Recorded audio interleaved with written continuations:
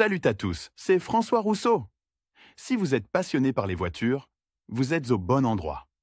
Continuez à regarder, on va entrer dans le vif du sujet.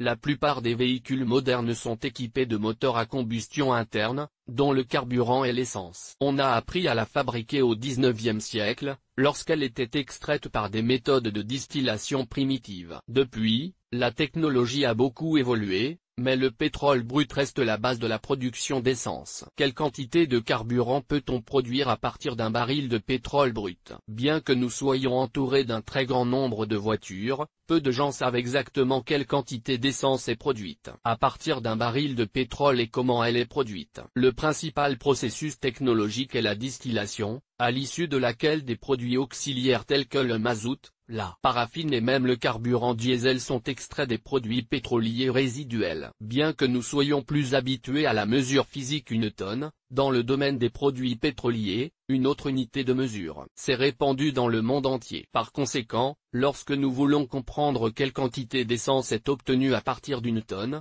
nous devons d'abord nous rappeler que chaque tonne contient environ 7 barils, chacun d'entre eux contenant environ 159 litres de pétrole. Les technologies utilisées dans les raffineries américaines ont permis d'augmenter le volume du produit à la sortie de 9 litres supplémentaires. On obtient ainsi 168 litres de produits pétroliers à partir d'un baril de pétrole. Voyons combien et quoi on peut obtenir, en fonction de la catégorie de produits, à partir de chacun de ces barils, environ 5,5 à 5,6 litres d'une substance combustible appelée mazout. Il est indispensable pour le chauffage, mais il alimente aussi les navires et les locomotives.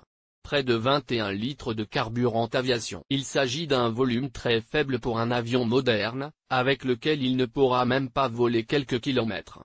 8,5 litres de coke de pétrole solide, qui est un produit de traitement secondaire. Il est utilisé dans la production de ferro-alliage, d'électrodes et dans un certain nombre d'autres cas. Environ 9 litres de gaz, produit lors de la distillation des produits pétroliers. 25 litres de gazole, qui sert à alimenter les voitures diesel, les camions et les véhicules agricoles partout dans le monde. 85 litres d'essence, c'est le nombre de litres que contient un baril. Pour la plupart des voitures de milieu de gamme, ce volume est suffisant pour parcourir environ 1000 km. 4500 ml de gaz, qui se présente sous forme liquéfiée. Ce produit est activement utilisé comme carburant automobile, pour les appareils de chauffage, dans la fabrication d'aérosols. Une douzaine de bouteilles remplies de propane ou 1,5 kg de charbon de bois en briquettes. 1 litre d'huile pour moteur de voiture moins. C'est le rendement d'un baril de pétrole. Ce ne sont pas les seules utilisations du pétrole et de ses dérivés. Ils sont également utilisés pour fabriquer des composants nécessaires à l'industrie pharmaceutique et cosmétique, à l'industrie chimique, et même à l'industrie alimentaire. Comment l'essence est-elle fabriquée dans l'industrie? Le pétrole pur extrait de l'intérieur de la terre ou de l'offshore est utilisé pour la production. Il se compose de deux éléments principaux, environ 85% de carbone et environ 15% d'hydrogène. Le processus de combinaison de ces composants produit les hydrocarbures sur lesquels se base le processus de distillation directe. Pour créer l'essence dans l'industrie, il peut exister plusieurs procédés de ce type, chacun d'entre eux reposant sur des technologies différentes. Toutefois, les plus courantes sont le platforming, le cracking, le procédé thermique ou le procédé catalytique. Au début de l'exploration humaine des produits pétroliers, la distillation directe était le procédé chimique le plus simple, que chacun peut, s'il le souhaite, maîtriser à la maison. Elle est basée sur le chauffage du pétrole, au cours duquel des composants séparés sont vaporisés et différents produits pétroliers sont obtenus. Les matières premières sont placées dans un récipient fermé, auquel est raccordé un tuyau d'évacuation des gaz. Comment fabrique-t-on de l'essence à partir du pétrole? Tout simplement en le chauffant aux températures suivantes. L'essence se condense dans le tube entre 35 et 200 degrés centigrades. La paraffine se libère à des températures comprises entre 150 et 305. Le diesel commence à se former entre 150 et 360 degrés centigrades. Lire aussi, qu'est-ce que la marche arrière et comment fonctionne-t-elle? Le condensat est ensuite isolé dans un récipient séparé et refroidi. Cependant, malgré la simplicité apparente du processus, il ne produit pas beaucoup de carburant et se caractérise donc par une faible efficacité économique. Le rendement en produits pétroliers finis à partir d'un litre de matière première ne dépasse pas 150 ml. En outre, l'indice d'octane sera très faible, pas plus de 50-60 unités, et ce type de carburant n'est pas utilisé aujourd'hui. Pour augmenter sa valeur, il faudra ajouter de nombreux additifs, ce qui rendra la production encore moins rentable. Sur la base d'un tel processus de production d'essence à partir du pétrole, il ne sera pas possible de créer une production industrielle. Le processus de distillation directe du pétrole brut est connu comme la principale méthode largement utilisée dans l'industrie moderne. Il s'agit de la séparation des matières premières en fractions distinctes,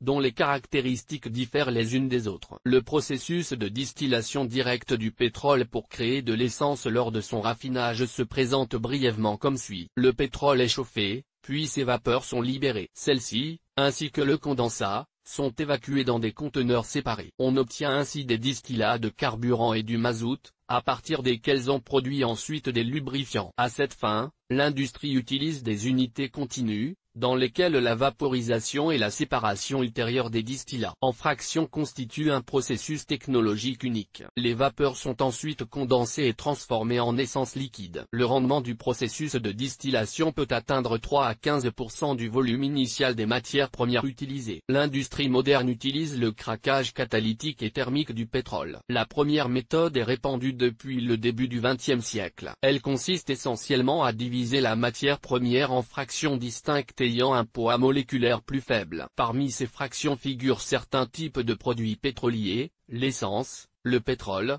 la paraffine, le carburant diesel, etc. Après la formation de fractions plus légères, il reste les fractions les plus stables, dont la température de combustion atteint 350 degrés Celsius. L'essence obtenue par craquage est de meilleure qualité que celle produite par distillation directe. Cela est dû au fait qu'elle retient davantage de variétés d'hydrocarbures. Les deux processus de craquage peuvent être caractérisés comme suit. Thermique, le fractionnement se produit en raison de l'exposition à une température élevée, jusqu'à 550 degrés Celsius.